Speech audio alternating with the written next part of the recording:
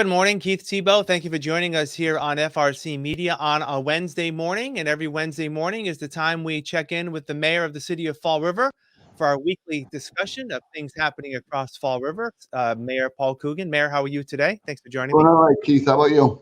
I am doing well. I want to start with an item in terms of local schools. There was a group of individuals looking to create a new charter school in our region. It was undetermined whether it was going to be in New Bedford or Fall River or some presence in both. The Innovators Charter School it faced a lot of backlash in both cities. And yesterday, the organizers of that group withdrew their petition for a charter school in our region.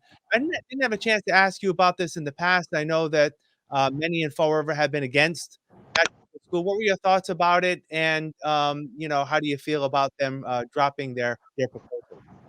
Well, obviously, I'm glad they dropped their request. They did not have, when we went over to the hearing in New Bedford, um, they didn't have a single resident from New Bedford talk in favor of this proposal. I'm sure both of our charter schools in Fall River are not at capacity. I'm sure the programs they were trying to do are already being done in Fall River. And I'm sure that they would have had a real tough time busing people from Fall River to New Bedford to get a roster of kids out of our city. At the same time, I didn't want that proposal in New Bedford pulling the New Bedford kids. I had a conversation last night with John Mitchell. Um, I think that the proponents of the charter school were dripping people off of their roster of supporters, and they didn't have enough community involvement to put that together. And again, everything that they're proposing is already being done in conjunction with one of our schools that we do have an early college arrangement with is Bristol Community College, UMass Dartmouth, and we're going to be announcing shortly another school coming into the fold. I believe that'll give Durfee High School students more early college options than any high school in the state. Yeah. So, some people may see this as a way of the city complaining about, education funds and sort of guarding the money they have for the public schools. You seem to say it's more about that. It's more of what they would offer the students. So let me ask you this. Are there any um, opportunities that you may see to expand charter schools in Fall River if it were to come forward or were to be on a case by case basis? Well, it would be a case by case basis. I was up at the parent meeting, I don't know, a month ago, 6 weeks ago at the Atlantis Charter School. I'm not against charter schools. I was against this proposal because we have two charter schools that aren't full right now. We are full in our charter schools, K to 8, but our high school components are not full. And I think, going forward, it would be a case by case basis. But at the same time, I want the support to go into where we have 10,000 of our students right now in Fall River. I know, as I said, New Bedford feels the same way. We need money in the Fall River schools for a bunch of stuff to make the learning environment better, strengthen our curriculum, look at transportation, look at things we can do better for our kids to get them in school. Yeah. So we'll have to see how that fosters itself moving forward. I want to shift gears now. The Herald News had a story early this week about the city's plans to implement body cameras on police officers in the city. I know there was a pilot program that was going to be launched or is in the process of being launched. Give us an update on that, and where do you see it going? The city has received a grant of $200,000 to purchase cameras. What's the big stick up at this point? Well, we don't have a signed policy by all of the divisions in the police department done yet. We talked about it again yesterday with the chief. We're ready to go forward anytime they come to us with the policy that the, the two unions in the police department have approved, whether it's for a pilot program with the 7 cameras we were going to get from the community development agency, or the grant we got from the state to buy a couple hundred cameras. We know that we have to work with our unions, who are obviously doing everything they can to support their two divisions, I'll call them, in the police department, patrolmen and superior officers. So we'll continue to work with them and get something, hopefully get something done.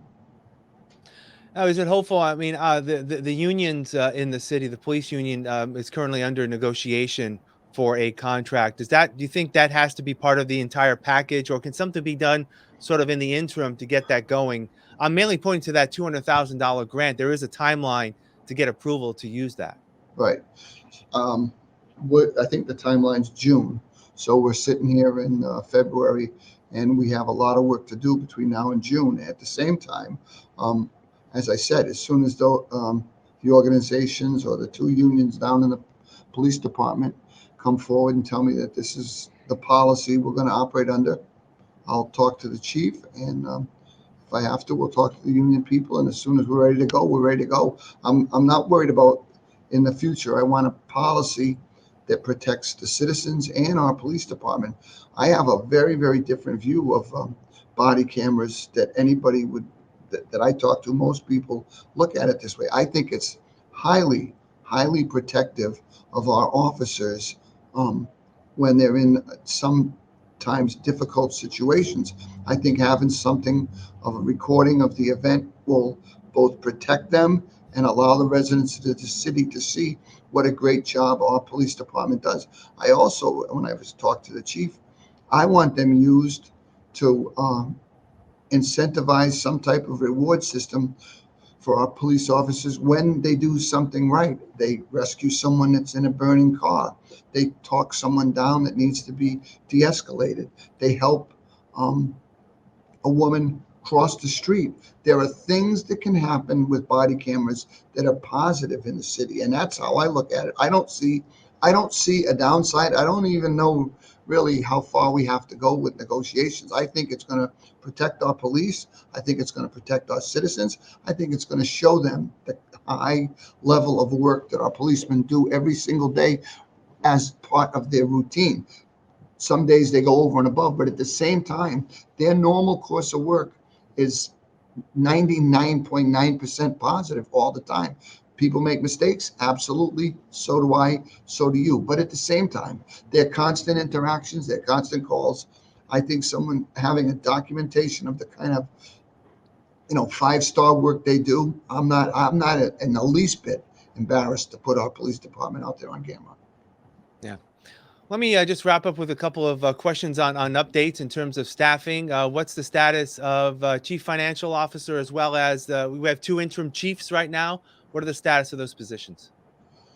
Well, we have a chief on the books till March who's out on medical leave, so I can't Right. do anything on the police department. I think we do have a police chief coming on board. He was the only candidate on the civil service list, so he'll be coming on board shortly. And the financial officer, we're still looking. Yeah. So would that be interim chief Galvin that would probably get the nod? Well, we'll see how he does at the end of his time. Right. All right. All right. Mayor Paul Coogan, as always, thank you for your time. Have a great week and a weekend, and we'll talk next week. I appreciate it. Okay. All right. And thank you for joining us, as always, here on FRC Media. Have a great day.